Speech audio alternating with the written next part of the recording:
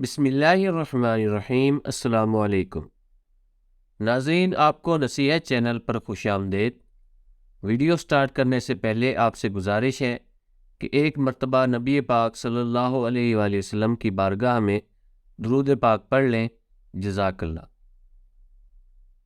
ناظرین، رمضان المبارک کا پیارا مہینہ جاری و ساری ہے۔ رمضان المبارک کا مہینہ سٹارٹ ہوتے ہی روزہ کے حوالے سے مختلف قسم کے سوالات عوام کے ذہنوں میں گردش کرنے لگ جاتے ہیں۔ ان میں سے ایک سوال یہ ہے کہ کیا روزہ کے دوران انجیکشن لگوا سکتے ہیں یا نہیں؟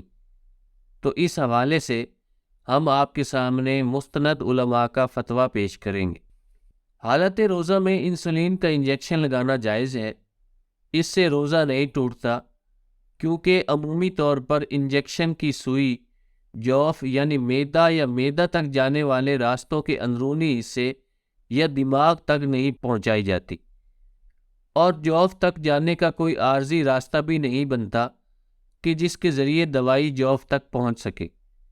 لہٰذا یہ انجیکشن روزہ ٹوٹنے کا سبب نہیں۔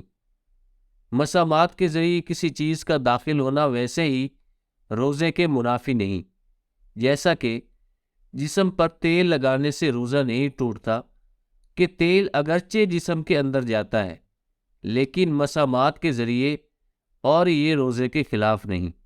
فتاویٰ فیض الرسول میں ہے، تحقیق یہ ہے کہ انجیکشن سے روزہ نہیں ٹوٹتا، چاہے رگ میں یعنی انٹروینس لگایا جائے، چاہے گوشت میں یعنی انٹرمسکولر۔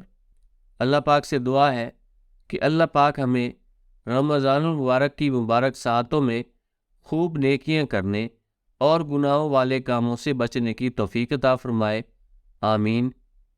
دوستو، اپنے رشتہ داروں کا اور گرد و نواح کے سب لوگوں کا خیال رکھیے۔